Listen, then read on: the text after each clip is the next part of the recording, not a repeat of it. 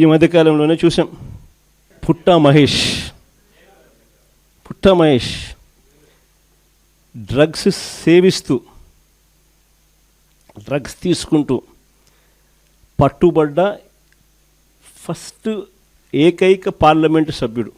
ఇంతవరకు పార్లమెంటు సభ్యుల చరిత్రలో ఈ మాదిరిగా డ్రగ్స్ తీసుకుంటూ ఈ మాదిరిగా బుక్ అయిన వ్యక్తి పార్లమెంటు చరిత్రలో లేడు. ఫస్ట్ సభ్యుడు. అది ఇక్కడితో మొదలు కాల. ఆశ్చర్యం ఏమిటో తెలుసా? అది చంద్రబాబు నాయుడు గారి ఆయన అనుసరించే వైఖరి నుంచి మొదలవుంది. మహేష్తో మొదలై పుట్టా మహేష్తో ఆగిపోలా. దీనికి ముందు ఎన్నెన్ని జరిగినాయి, ఎలా జరిగినాయి, చంద్రబాబు నాయుడు గారు వ్యవహరించిన తీరు ఎలా ఉంది, యాక్షన్ తీసుకోవాల్సిన సమయంలో ఆయన యాక్షన్ తీసుకుంటున్నాడా, ఒక పాలకుడు ఒక నాయకుడుకు ఉండాల్సిన గుణాలు చంద్రబాబు నాయుడులో ఉన్నాయా అని ఒక్కసారి వెనక్కి తిరిగి చూస్తే ప్రతి అడుగులోనూ కూడా మనకు కనిపించేది ఏమిటి అని అంటే చంద్రబాబు నాయుడు గారిలో ఈ గుణాలు ఎక్కడా కూడా కనిపించలేదు. కాబట్టే ఉచ్చలవిడిగా జరుగుతూ ఉన్నాయి ఇవన్నీ కూడా. మన కళ్ళ ఎదుటనే railway Koduru MLA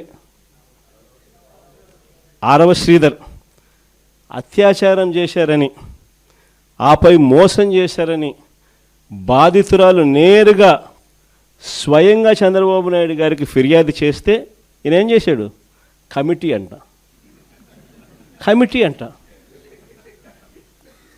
no action. ఆయన పార్టీకి చెందిన మరో ఎమ్మెల్యే, సత్యవీడు ఎమ్మెల్యే కోనేటి ఆదిమూలం ఒక మహిళ మీద దారుణమైన లైంగిక దాడికి పాల్పడితే ఈయనేం చేశాడు? పంచాయతీ చేసినాడు. No action.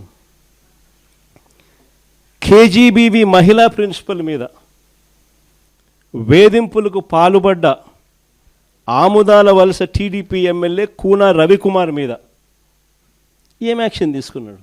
No action.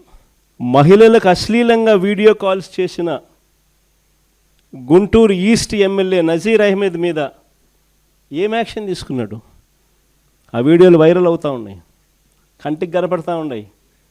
MLA చేస్తూ ఉన్నాడు, ముఖ్యమంత్రిగా నువ్వు ఉండవు, నీ పార్టీకి చెందిన నీ ఎమ్మెల్యే ఈ మాదిరిగా చేస్తూ ఉన్నాడు, నువ్వేం చేస్తూ ఉన్నావు?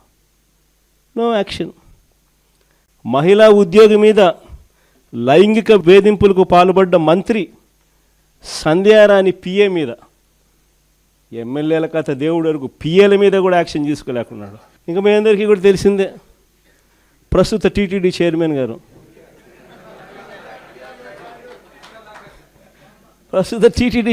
గారు, ఆయననైతే ఒక మహిళను మోసం చేసి వీడియోతో ఫోటోలతో అడ్డంగా దొరికిపోయినా కూడా నో యాక్షన్. కొద్ది రోజుల కింద ఈ పుట్టా మహేష్ ఇన్సిడెంట్ కన్నా ఇంకా కొద్ది రోజుల ముందు ఆదినారాయణ రెడ్డి అని ఇంకొక ఎమ్మెల్యే, ఆదినారాయణ రెడ్డి కొడుకు ఇదే డ్రగ్స్ తీసుకుంటూ తాను కూడా హైదరాబాద్లో పట్టుబడితే ఏం జరిగింది? No action. అంతెందుకు, అసలు ఈ మనుషులకు ఇలాంటి భావన ఉంది కాబట్టే ఇవన్నీ జరుగుతూ ఉన్నాయి. ఇలాంటి చంద్రబాబు నాయుడు గారి సొంత పుత్రుడు వీడియోలు అవి కూడా వైరల్ అవుతూ ఉన్నాయి. స్విమ్మింగ్ పూల్ పక్కన తాగుతూ తూగుతూ అమ్మాయిలతో డ్యాన్సులు చేస్తూ ఉన్నాడు. అయినా ఏంది Chandrababu Naidu? No action. Action చేయకపోగా చంద్రబాబు నాయుడు గారు సొంత బావమరిది ఏమంటాడు? అమ్మాయి కనిపిస్తే ముద్దైనా పెట్టాలంట, కడుపన్నా చేయాలంట. అసలు అలాంటి మాటలు మాట్లాడాడంటే లాగి చంపకేదోడు పీకాల్సింది పోయి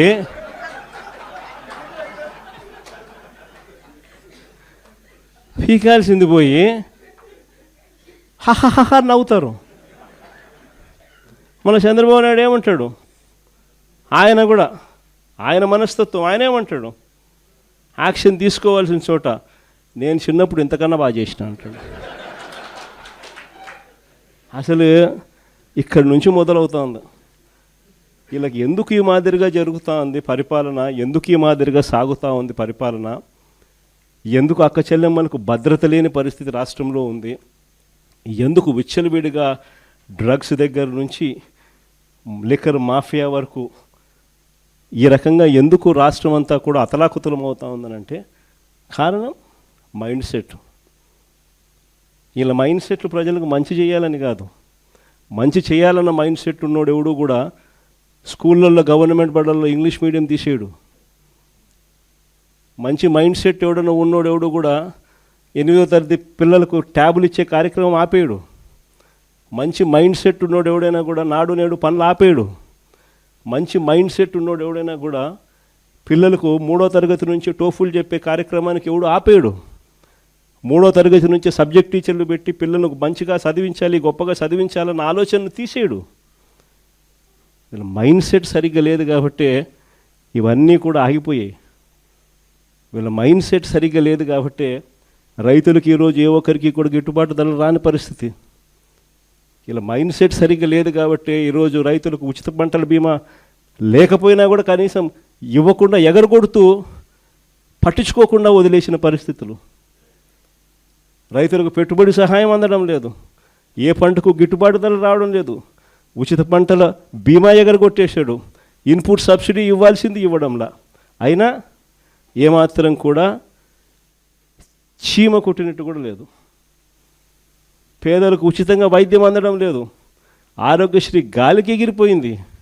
నెట్వర్క్ హాస్పిటల్ మేము చెయ్యము వైద్యము పేదవాడికి అని చెప్పి బోర్డులు తిప్పేస్తున్నారు.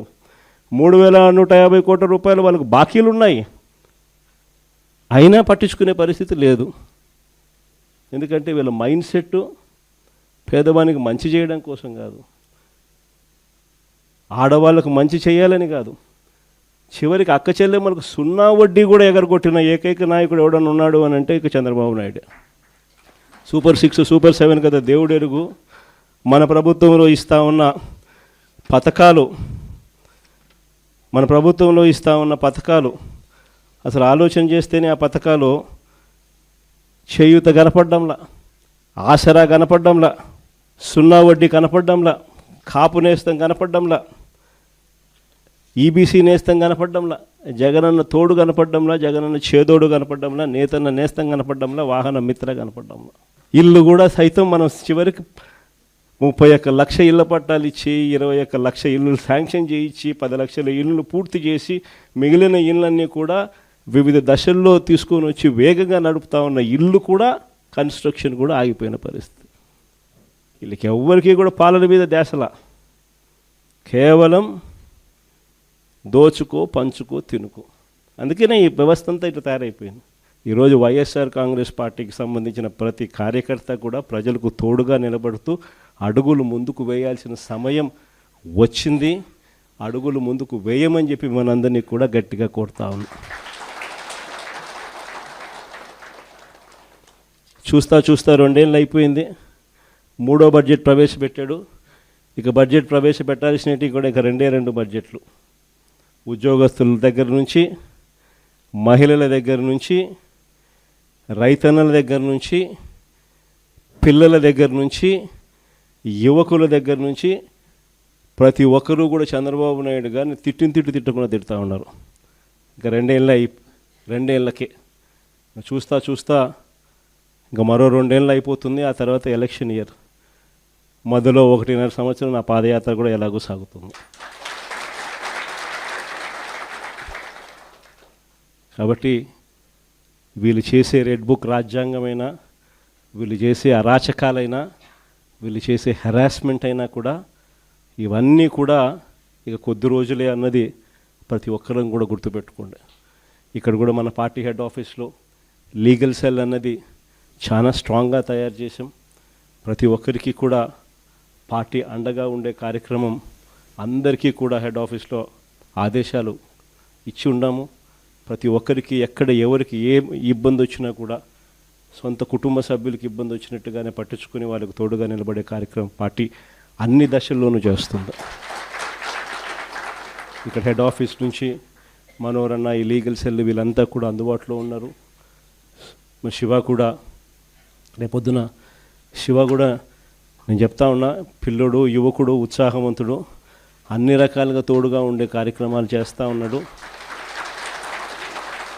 పార్టీకి తను గట్టిగా నిలబడతా ఉన్నాడు. తనను కూడా రాబోయే రోజుల్లో దేవుడు ఆశీర్వదిస్తే ఇంకా పై స్థానంలో కూడా తీసుకొని పోతాడు. అందరూ కూడా తోడుగా ఉంటారు. జిల్లాలో శివ దగ్గర నుంచి నియోజకవర్గంలో రవి వరకు కూడా ప్రతి ఒక్కరూ కూడా మీకు అండగా ఉండే కార్యక్రమాలు ఉంటాం. ప్రతి ఒక్కరూ కూడా సవ్యసాచుల మాదిరి, కథన రంగంలో సవ్యసాచుల మాదిరి గట్టిగా పోరాడండి. నెక్స్ట్ జగన్ 2.0లో అందరికన్నా పెద్ద పీట వేసేది కార్యకర్తలకి అని మాత్రం మరొక్కసారి చెప్తాను. జగన్ 2.0లో మీ ద్వారానే ప్రతి మంచి కూడా ప్రజలకు జరిగిస్తాను. ప్రతి కార్యకర్తకు మంచి రోజులు వచ్చే కార్యక్రమం చేసి చూపిస్తానని కూడా చెప్తా ఉన్నాను.